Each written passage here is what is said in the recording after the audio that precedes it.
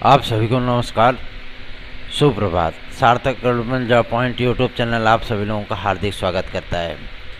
कल आप सभी लोगों ने बीपीएससी चेयरमैन का बयान सुना होगा, प्रेस कॉन्फ्रेंस जो उन्होंने की थी।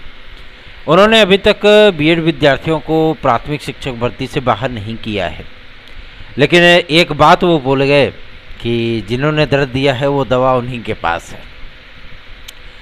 इन तमाम मुद्दों पर एनसीटीई का क्या रुख है, एमएचआरडी का क्या रुख है, आगे आज सर्वोच्च न्यायालय में काफ़ी सारी महत्वपूर्ण सुनवाइयाँ भी हैं। उन तमाम चीज़ों को लेकर के क्या चीज़ें चल रही हैं, ये सारी अपडेट मैं आप सभी लोगों को प्रोवाइड करूंगा। इसलिए आप लोग चैनल पे नए हों तो चैनल को सब्सक्राइब कर लें, वीडियो को लाइक कर दें, शेयर कर दें। सर्वोच्च न्यायालय में जो जद्दोजहद चल रही है, इन तमाम मुद्दों को लेकर के आज एक मॉडिफिकेशन याचिका पर सुनवाई है। आज और कल का दिन बीएड विद्यार्थियों के लिए बेहद महत्वपूर्ण है। कल हम सभी लोगों की याचिकाएं लगी हुई हैं जो कि बीपीएससी के भविष्य को लेकर के है कि उसमें शिक्षक भर्ती में क्या होगा, और उसके बाद एक केवीएस के लिए भी है कि केवीएस का भविष्य क्या होगा बीएड का पीआरटी में। इन तमाम मुद्दों पर आप सभी लोगों को क्लेरिफिकेशन देखने के लिए मिल जाएगा। मतलब उस याचिका पर डिसीजन आते ही बीएड विद्यार्थियों का क्या भविष्य रहने वाला है, ये तमाम चीज़ें जब हम लोगों ने अपने वरिष्ठतम वकीलों से बातचीत की, उन्होंने जो होमवर्क किया हुआ है अपना, उसमें क्या चीज़ें इंक्लूडेड करनी है। क्योंकि सर्वोच्च न्यायालय की एक ये टिप्पणी, कोई भाई सर्वोच्च न्यायालय पर तो कोई टिप्पणी कर नहीं सकता है ना, क्योंकि वो नियम कानून सारी चीज़ों को देख करके ही आदेश करते हैं। तो अगर उसमें देखा जाए कि सर्वोच्च न्यायालय की एक टिप्पणी थी कि इनको ब्रिज कोर्सेज के माध्यम से ट्रेंड किया जाता है प्राथमिक के लिए, और वो ट्रेनिंग होती है सीपीडी की, चाइल्ड डेवलपमेंट प्रोग्राम की। तो इनको जब ट्रेंड ही नहीं किया जाता है उसके पर्पज़ के लिए, क्योंकि नौनिहालों का भविष्य है, तो जाहिर सी बात है कि इनको बीएड वालों को कैसे हम प्राथमिक में मान्य कर दें। तो इन चीज़ों को लेकर के मैं आप सभी लोगों के सामने काफ़ी सारे मुद्दे रखने वाला हूं, और अपने वकीलों को भी ये मुद्दे मैंने उपलब्ध करवाए हैं ताकि वो सर्वोच्च न्यायालय में इस तर्क को रख सकें। ठीक है ना। जो इनको ट्रेनिंग देने वाला जो अध्यापक होता है डीएलएड और बीटीसी वाले विद्यार्थियों को, ठीक है ना, उनको ट्रेनिंग देने वाले विद्यार्थी जो अध्यापक होते हैं डायट के, उनकी जो योग्यता होती है प्रस्नातक प्लस बीएड होती है। अगर बीएड डिग्री धारक को सीपीडी की समझ नहीं है तो वो इनको ट्रेंड कैसे करते हैं। ये तो वही चीज़ें होंगी कि गुरु गुरुए रह गए, चेला शक्कर हो गया, है ना। तो अगर गुरु हायर लेवल पर उनको ट्रेंड कर सकता है लोअर लेवल के लिए, तो वही गुरु अगर चाहे तो क्या वो लोअर लेवल पर नहीं पढ़ा सकता। पहला। दूसरा ये कि टीईटी सुपर टेट 2 परीक्षाएं होती हैं, ठीक है ना, और टीईटी सुपर टेट में आपको 30-30 क्वेश्चन सीपीडी देखने के लिए मिलता है। उस क्वेश्चन को हिट करने के बाद ही विद्यार्थी टीईटी या सुपर टेट पास होता है ना। ऐसा तो है नहीं कि वो बिना 30 क्वेश्चन किए ही पास हो जाता है। ठीक। और जिस शिक्षा शास्त्र में वो स्नातक की डिग्री लेता है उसी शिक्षा शास्त्र में वो डिप्लोमा लेते हैं। तो डिग्री और डिप्लोमा की जो है जंग तो काफ़ी सारी पुरानी है। इन तमाम चीज़ों को लेकर के हम सभी लोग सर्वोच्च न्यायालय में एक आशा, एक उम्मीद की किरणों के साथ प्रस्फुटित हुए हैं, और इस उम्मीद के साथ कि जो अंधकार के बादल मेघ छा गए हैं बीएड विद्यार्थियों के भविष्य पे, वो अंधकार के मेघ छटें और पुनः आशा की एक नव किरण जो है वो उन पर प्रस्फुटित हो। इसलिए आप सभी लोगों से मैं गुजारिश करना चाहता हूँ, अधिक से अधिक चैनल को सहयोग करें। कल कुछ तकनीकी खामियां थीं जिसकी वजह से विद्यार्थियों को बहुत सारी समस्याएं हुई शाम की वीडियो में हमारे, ठीक है ना। और आप सभी लोगों को मैं बता दूं, आज की डेट में बीपीएससी के लिए और केवीएस के लिए जिस तरीके से हम सभी लोगों ने बिसात बिछाई है कि बीएड विद्यार्थियों को, हमारे भाई बहनों को रिलैक्स मिल जाए, इन तमाम चीज़ों पर काफ़ी अच्छी खासी बहस देखने के लिए मिलेगी। हम लोग इसके लिए एमएचआरडी, क्योंकि एनसीटीई का भी इसमें रोल आ गया है ना।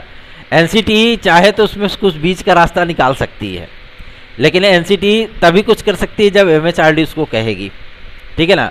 तो एमएचआरडी को हम सभी लोग बनाने पर पूरी तरीके से जोर दे रहे हैं कि कैबिनेट बाई सर्कुलेशन के माध्यम से आरटीआई एक्ट को संशोधित करने का प्रस्ताव, साथ ही साथ कमेटी की जो रिपोर्ट आ रही है 22 तारीख को, उसे लेकर के सर्वोच्च न्यायालय के विस्तृत बेंच में एमएचआरडी अटॉर्नी जनरल के माध्यम से बीएड विद्यार्थियों की पैरवी करे और 11 अगस्त सन 2023 के आदेश पर स्टे ले ले।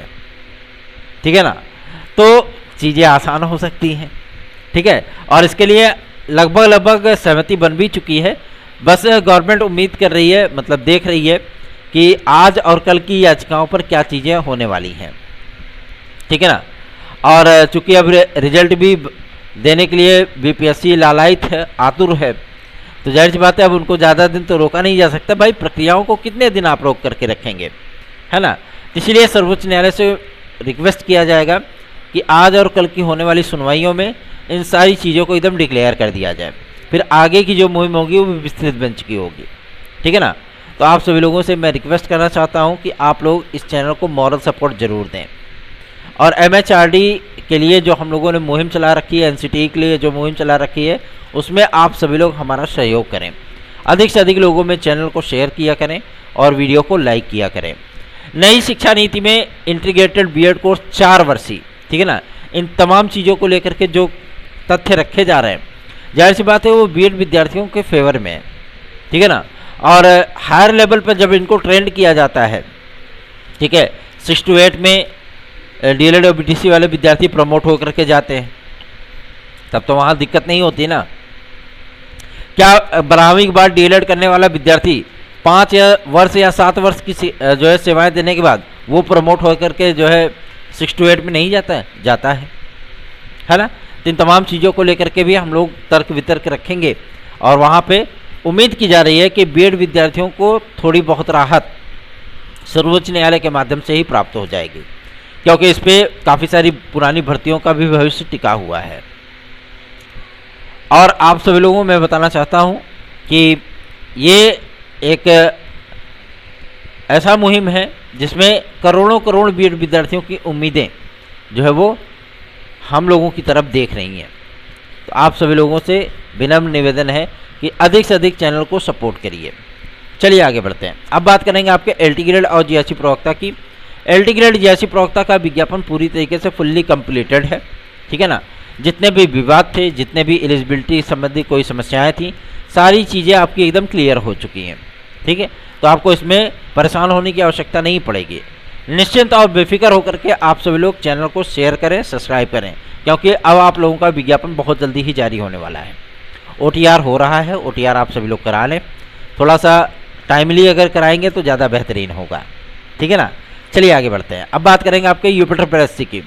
यूपीएससी आप सभी लोगों का इस समय पूरी तरीके से टीईटी 2023 पे फोकस्ड है, और आप सभी लोग इस एग्ज़ाम को सीरियसली लीजिए। आपको हमारे नोट्स चाहिए किसी भी प्रतियोगी परीक्षा की, TET, CTET, super TET, TGT, PGT, LT, GST, UP constable, खंड शिक्षा अधिकारी, आरओआर आदि के अगर नोट्स आपको चाहिए, यूपीपी वगैरह के, तो आप हमारे 830 32 72 282 इस व्हाट्सएप नंबर पर हमसे संपर्क कर सकते हैं। लास्ट 5 डेज अगर विद्यार्थी हमसे जुड़ना चाहते हैं तो हमारी याचिका से टीजीटी पीजीटी 2016-2021 के विद्यार्थी जुड़ सकते हैं। 830 32 72 282 द्वितीय प्रतीक्षा सूची के लिए आप सभी लोगों को ढेर सारी शुभकामनाएं। बहुत जल्दी आपकी प्रतीक्षा सूची आ रही है और बहुत जल्दी ये केस भी फाइनल होने चल रहा है। ठीक है, तो आप लोगों को चिंतित इसमें बिल्कुल नहीं होना है, बस साथ आइए, सहयोग करिए। चलिए आगे बढ़ते हैं। 2022 टीजीटी पीजीटी की परीक्षा की तैयारियां, आप सभी लोगों को शिक्षा सेवा चयन आयोग का अस्तित्व में आना, ये सारी चीज़ें इसी महीने में सुखद अनुभूति होने चल रही है। ठीक है ना, अक्टूबर बीतने को है, आज 19 तारीख हो गई, बस 11 दिन शेष हैं। तो इसी 11 दिन के भीतर आप सभी लोगों का शिक्षा सेवा चयन आयोग की अधिसूचना जारी होने वाली है। ठीक है, और नवंबर में आप लोगों के एग्ज़ाम डेट आ जाएंगे, और आप सभी लोगों की एग्ज़ाम डेट क्लियर होने के बाद आप लोगों का जो है प्राण वो चूनी पे जाकर अटक जाएगा। क्यों? क्योंकि समय बहुत कम मिलेगा। अभी जो विद्यार्थी मस्करी कर रहे हैं, मशगूली कर रहे हैं, जाहिर सी बात है वो परेशान हो जाएंगे। आपको अगर निश्चित सफलता चाहिए तो आप हमारे नोट्स लेकर के पढ़ाई करिए। बेहतरीन सफलता के लिए मेरे नोट्स बहुत ज़रूरी हैं। 830 32 72 282 इस व्हाट्सएप नंबर पर हमसे संपर्क करिए और नोट्स प्राप्त करिए। चलिए आगे बढ़ते हैं। अब बात करेंगे आपके यूपीएससी की। यूपीएससी के माध्यम से आप लोगों की पीईटी 2023 अभूतपूर्व दिशा में आगे बढ़ रही है। ठीक है ना, और इसके संबंध में सारी चीज़ें तैयारियां उनकी मुकम्मल हो चुकी हैं, परीक्षा अपनी तय नियत तिथि पर होगी, इसलिए आप लोग अपनी तैयारियों को अब अंतिम रूप देना प्रदान करें।